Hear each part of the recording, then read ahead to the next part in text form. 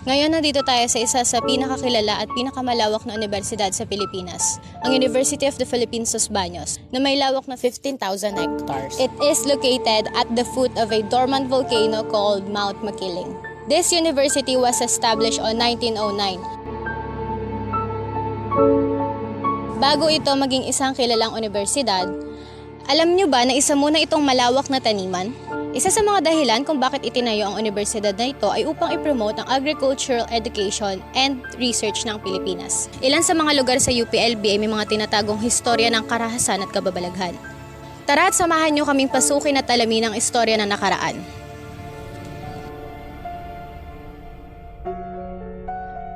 Noong World War II, panahon ng pananakop ng Hapon, taong 1943, ang UPLB ay isa sa mga naging intern camp ng mga ito.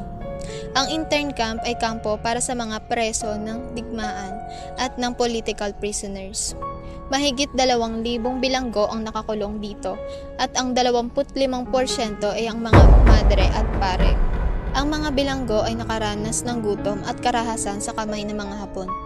Ang iba naman ay namatay sa gutom at ang karamihan ay namatay dahil sa tama ng baril sa kanilang ulo dahil nahuling nagpuslit ng pagkain. Marami ring sundalong Hapon ang namatay rito noong na-raid ito ng sundalong Hapon kasama ang Filipino Guerrilleras noong February 23, 1945. Ang layunin ng raid ay upang palayain ang mga bilanggo ng preso ng digmaan. Makalipas ang 3 araw ay gumanti ng atake ang mga Hapon at nagresulta ito ng massacre na umabot ng 1,500 ang namatay na inosenteng tao.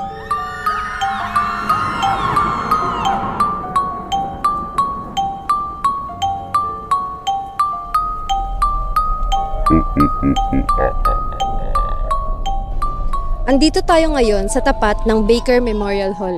Nang naging internment camp ang University of the Philippines Los Baños ng mga Hapon, ang Baker Hall ay isa sa mga nakaligtas na gusali noong ni-raid ito. Ito rin ay nagsilbing kulungan at lugar kung saan tinorture ang mga bilanggo ng digmaan. Ang sabi ng iba, multo daw ng isang sundalo ang nagpaparamdam dito. At ang isa pa naman ay multo ng isang babaeng nakaputi at itim na damit.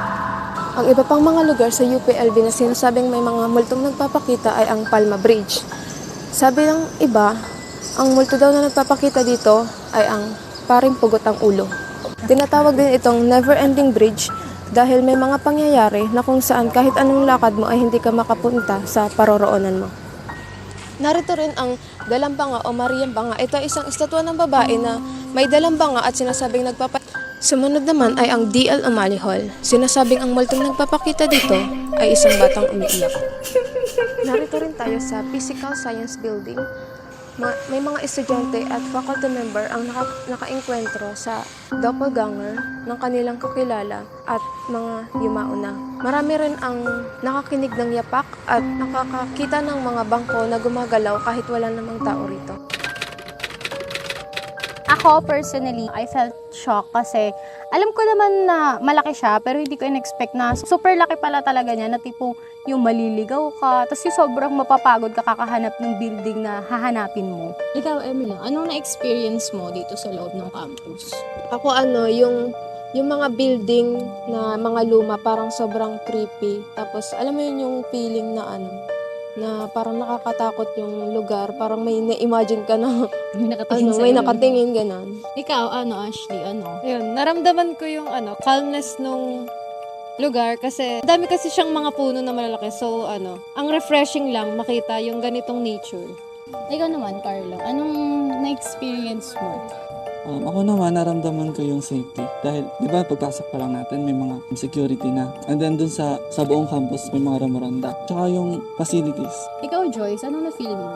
Para sa akin, yung ginawa nila dito sa UPLB is para pinreserve pa nila yung mga building na magagamit pa in the near future pa ng mga students na kagaya natin. Halimbawa na magkaganto rin sila as a dark tourism, so papasok din to at sana hindi nila i-renovate ng sobra para makita pa rin yung building na dating original structure. Parang overall, yung experience namin is, though may mga creepy places, pero may places din na talagang marerelax siya. Ano talaga siya, kung pupunta ka ng Laguna, best place to go talaga. to experience yung place, talagang maganda talaga siya. Hindi ka talaga magsisisi kapag pumasok ka.